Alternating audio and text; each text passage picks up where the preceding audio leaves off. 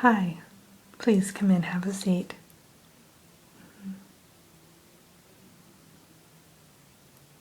Okay, are you comfortable? All right.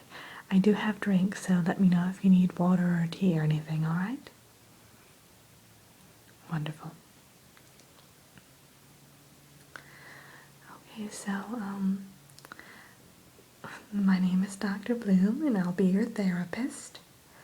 And I'd like to welcome you into the Whispers Clinic. Now, I understand that you're coming to me just for some anxiety issues and some stresses that you've been experiencing.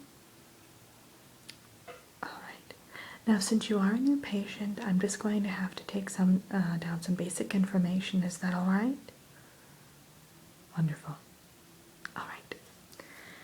So, can I please get your name? Your full name. I just have your first name so far. Okay, wonderful. Yes, I know it is quite windy out today. The wind's howling a bit. I always find the wind soothing though. So. And can I have your address?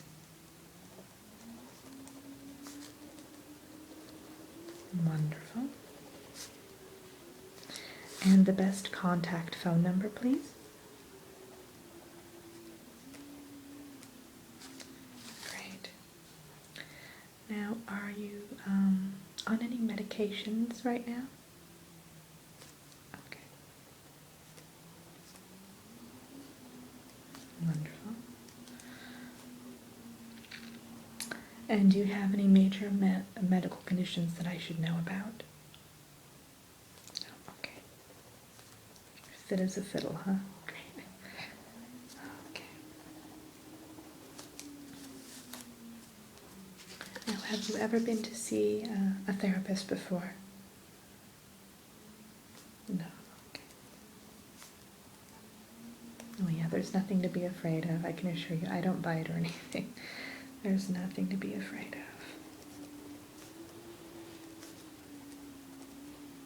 Great. Okay. Now, I know you told me a little bit over the phone when you scheduled the appointment about why you're coming to see me today, but can you tell me just a little bit more about, kind of what prompted you to call me? Mm-hmm. Okay.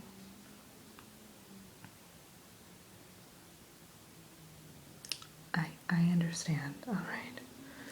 I'm just going to be taking some notes here and there, but they're just for my own personal notes. You don't have to worry about it. Yeah. I just didn't want it to distract you, so I like to keep it basically in my own personal records, just so I can reference them in the future if need be. Wonderful. Okay, so from what I gather, you're having some difficulty handling the stress that life is kind of throwing at you. Is that correct? Okay. And this is leading to feelings of anxiety, panic attacks, excessive worry, right? Okay. So now, do you find that any of these emotional and mental issues that you've been having, are they leading to any physical complications? Are you feeling nauseous? Are you having difficulty sleeping? That sort of thing? All right. Well, you know what? I'm going to actually, I think sleep is so crucial. It helps our bodies to repair, it helps our minds to be refreshed for the next day. So I'll go over a couple things, a couple tips I have for you regarding how you can kind of let your mind rest and how you can achieve a better sleep pattern. So I'll go over those with you today, definitely. All right. Okay, I'm going to put the notebook off to the side now just so we can kind of, have a little chat. All right. Now, yeah, the wind's really picking up now. Now, if you could briefly kind of tell me, what are the main things in your life right now that are causing you the most stress, the greatest deal of stress? Mm-hmm. Okay.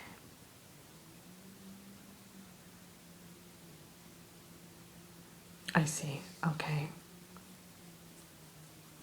So now, would you say that you're experiencing stress from these things on a continuous basis, or is it just kind of certain days are worse than others where you have what I like to call stress flare-ups, or kind of a continuous? All right. Mm-hmm. Oh yeah, that's completely understandable.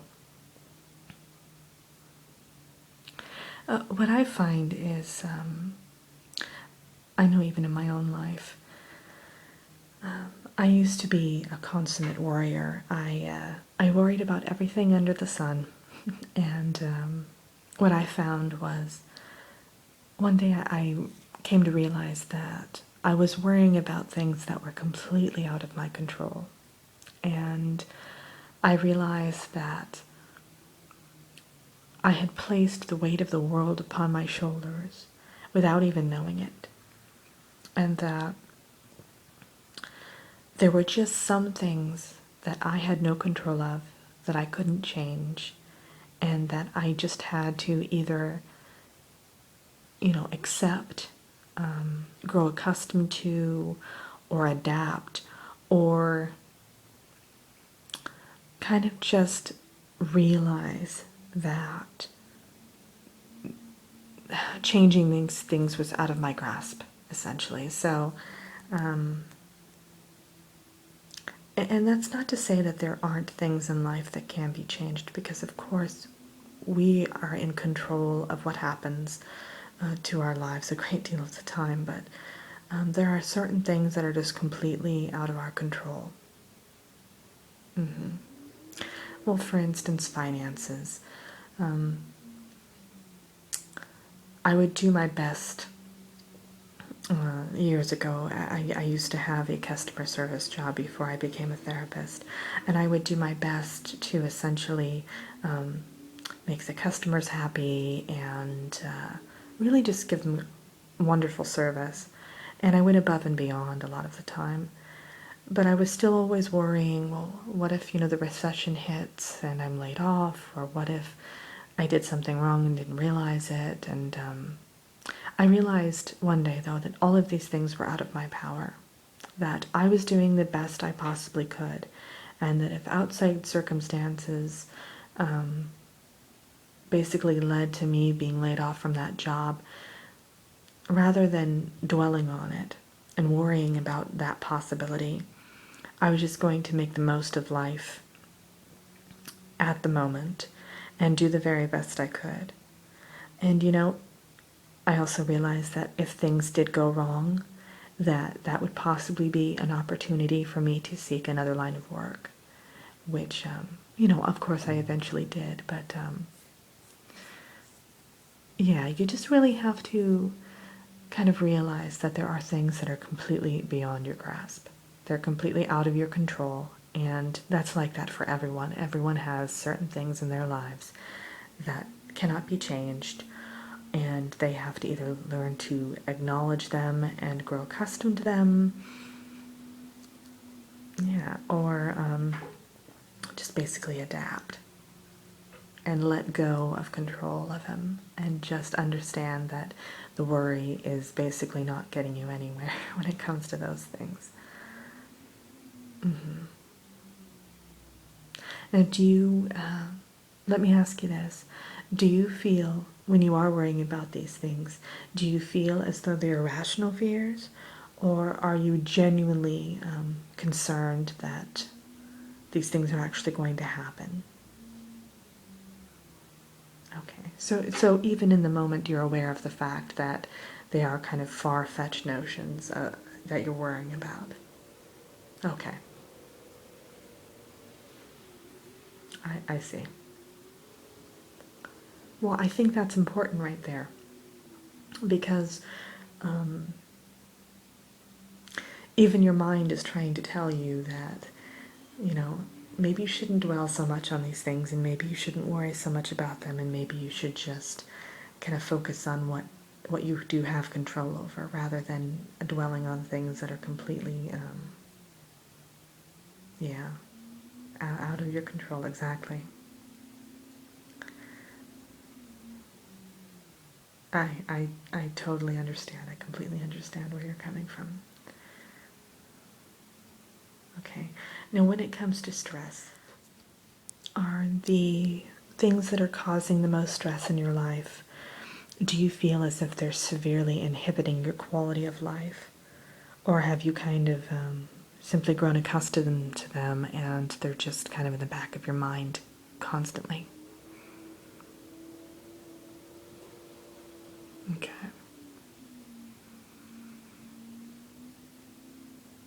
All right. So you are dwelling on them quite a bit. Okay.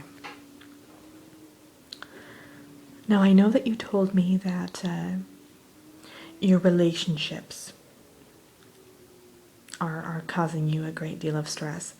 Now, what in particular about these relationships is triggering this feeling? Mm-hmm. Okay.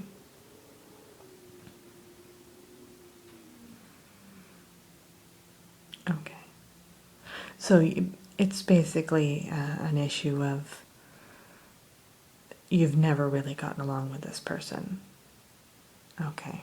I, I can relate. I think we all have at least one person in our lives at any given moment who we want to avoid at all costs. We want to kind of steer clear from, and it bothers us that this is the case because generally we are, I was going to say a people person, but generally we are someone who likes to be liked, essentially. And so, the sense I get from you is that you're someone who likes to make everyone happy. And you like to be around friends, and you like to have friends, and any sort of grudges that are being held just really kind of, they bother you to a great extent, correct? Okay. I thought that might be the case. What I want you to do is I want you to kind of acknowledge that you don't have to get along with everyone. That there are going to be some people that you encounter throughout your life who you just don't mesh with. And some of those people you may one day grow to like each other and get along just fine. But there are going to be people where maybe your personalities or your characters just really conflict. And that's okay. That's perfectly okay to not get along with everyone and to not have to try to mend fences, so to speak. And you don't have to be friends with everyone. You don't have to seek you don't have to seek approval, and you don't have to make everyone else happy. Yeah, one of my professors, when I was receiving my education in psychiatry, they actually told me, it was a very good story, and I'd like to share that with you today, if you don't mind. Okay? Okay, they actually told me a story about how when they were younger and they were in college, they had this one particular friend that no matter what they did, something about that friend just kind of struck them the wrong way. And evidently it was one of those kind of friends who was the life of the party and who was always, asking to look at, my professor's homework and things like that. And as my professor was telling this story to the class, you could tell that she was really affected by the fact that this person bothered her so much. And this person who was supposed to be her friend, she really just didn't want to be around. And it was years after the fact. I mean, she, graduated decades earlier, but even when she told that story to us, you could tell that she was bothered by the fact that she couldn't get along with this friend and that she couldn't make this friend happy and that the friendship had failed. And I thought it was very strange at that particular moment, simply for the fact that this professor basically of psychiatry, you kind of look at them as a mentally stable person, and they are, she was mentally stable, but you could tell that it still bothered her. And I knew right then that she was a people pleaser. She was someone who wanted to make everyone happy, and it still bothered her to that day that that particular friend just, she didn't mesh with her. Yeah, I found it strange that it seems that people pleasers, even years after the fact, still dwell on the idea that they couldn't get along with that person or that they couldn't make that person happy. And you just need to accept the fact that some people aren't your cup of tea, essentially, and that there's nothing you can do about it. You can try to mend fences, but if that doesn't work, you just need to move on and realize that you don't need to make everyone else happy, and that the person you really do need to make happy is yourself, because you're not going to be able to get along with people and form meaningful relationships unless you first realize that you need to make yourself happy.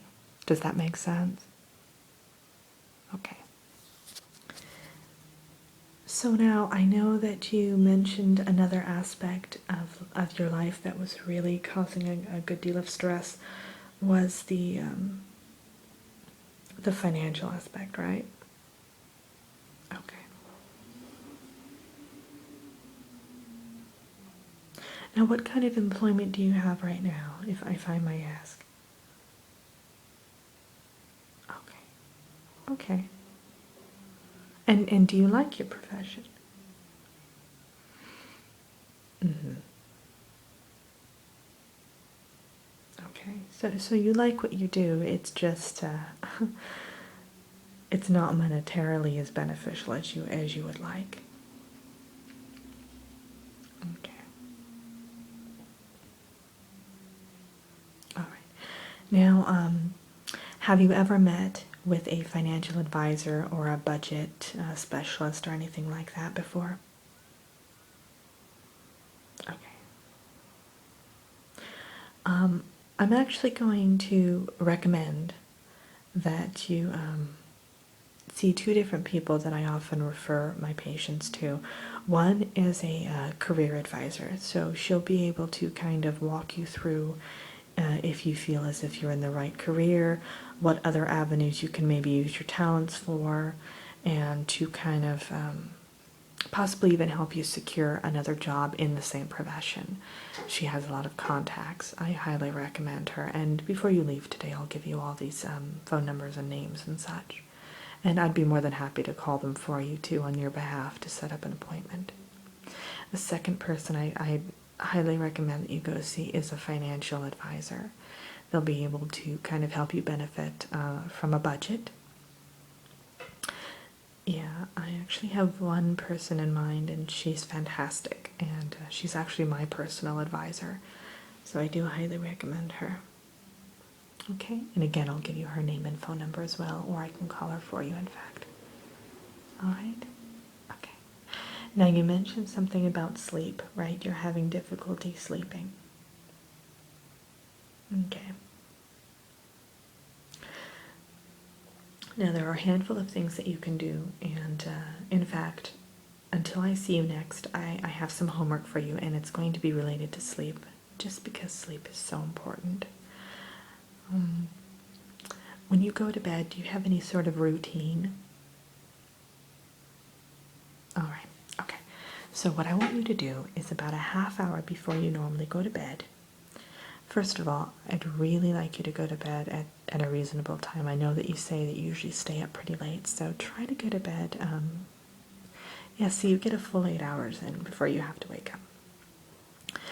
A half hour before you go to bed, I want you to just go in your room and I want you to just relax. And I don't want you to watch any TV. Maybe sit there with a nice cup of chamomile tea, or maybe even do some meditation. That's even better. And I really want you to just relax and reflect upon the day. And in fact, I'd like you to get a journal, just an inexpensive journal, and before you go to bed, I want you to jot down your feelings for the day and kind of what caused you stress throughout the day and what caused you the greatest amount of worry. Because I found that once you put it to paper, some of the things kind of lose their power because they're not just within your mind anymore. You've kind of released them. Yeah. Another thing, I want you to avoid all caffeinated drinks, especially afternoon. So if you have a cup of coffee, that's fine, but do it in the morning. And don't have anything caffeinated afternoon. Okay? All right. Now, this is this is going to sound odd. I want you to take baths regularly. I want you to be able to just soak in the bath, maybe burn some incense while you're in there, have a nice bubble bath, and sip on some tea while you're in there, and just unwind and relax. I find that the warm water and the fragrances that you're using either in the bubble bath or the incense can really provide you with some aromatherapy benefits. Okay? Okay. So I think that's it for today. Yeah, as you head out, I'm actually going to have Amelia up at the front counter. She'll give you all the information that you need, and I'd like to set up another appointment to see you in another few weeks. Is that all right? Okay, great. Well, it was absolutely a pleasure meeting you, and I will see you again soon. And please do try to go see those 2 people that I mentioned. I think you'll greatly benefit from them, and definitely try those different sleep tips that I gave you. Okay. Yeah, you have a great day. Bye.